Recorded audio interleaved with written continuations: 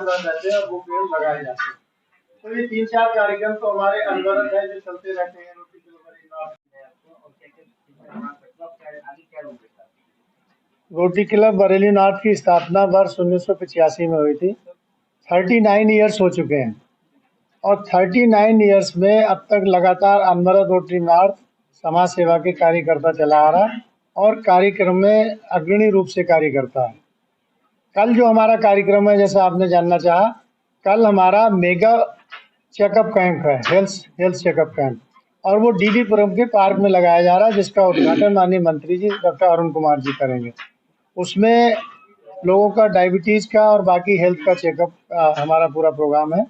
वो 6:30 बजे सुबह शुरू होगा कल। इसके साथ साथ रोटरी नॉर्थ के माध्यम से जैसे हम लोग छोटे बच्चों के दिल के छेद के ऑपरेशन कराते हैं, ऐसे छोटे बच्चे जिनके दिल में छेद है और जिनके माता पिता उनका ऑपरेशन नहीं करा पाते हैं, उनके ऑपरेशन हम लोग दिल्ली के फोर्टिस एस्कॉट हॉस्पिटल में, नेशनल हार्ट इंस्टीट्यूट में और ऑल इंडिया इंस्टीट्यूट में कराते हैं। तो ऐसे हम लोग अब तक 145 ऑपरेशन करा चुके हैं।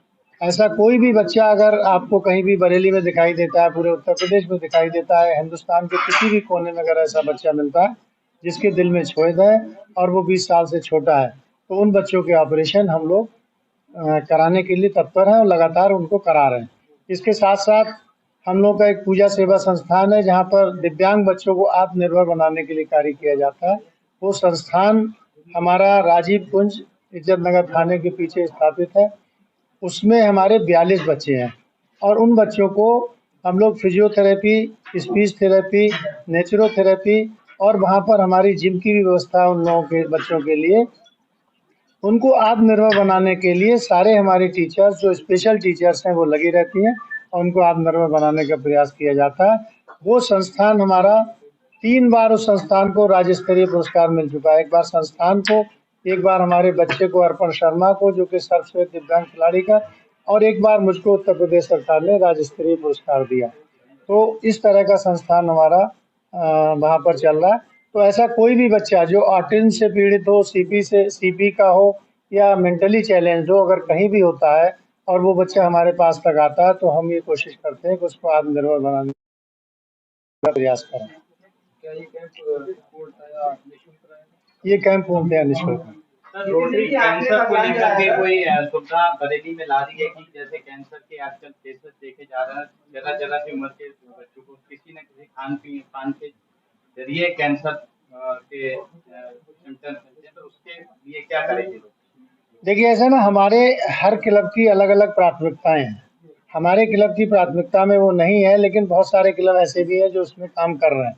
रोटरी अंतर्राष्ट्रीय में कई जगह इस तरह के, हमारे पूरे हिंदुस्तान में कई जगह ऐसे क्लब हैं जो उसके लिए भी काम कर रहे हैं। कुछ लोग आई डोनेशन के उसमें काम कर रहे हैं, कुछ ब्लड डोनेशन पे ज़्यादा काम कर रहे हैं, कुछ जैसे हम लोग दिव्यांगों के लिए और इस तरह के कार्य कर रहे हैं। इसके अलावा हमारे ब्लड बैंक भी हैं, जैसे मथुरा में ब्लड बैंक है।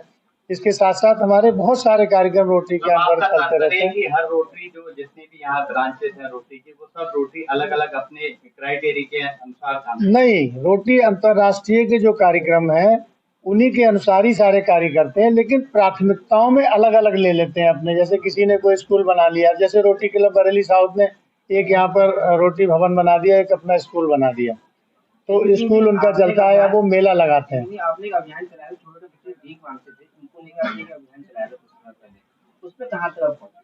नहीं, रोटरी का, हमारे क्लब का कोई अभियान इस तरह का नहीं था। वो हो सकता है किसी क्लब ने, दूसरे ने लिया होगा। हमारे रोटरी क्लब बरेली नॉर्थ का उस तरह का कोई अभियान उसमें नहीं था। और जो आपने कैंसर कहा है, रोटरी ने इसको भी अपनी प्राथमिकताओं में लिया है। मतलब रोटरी की प्राथमिकता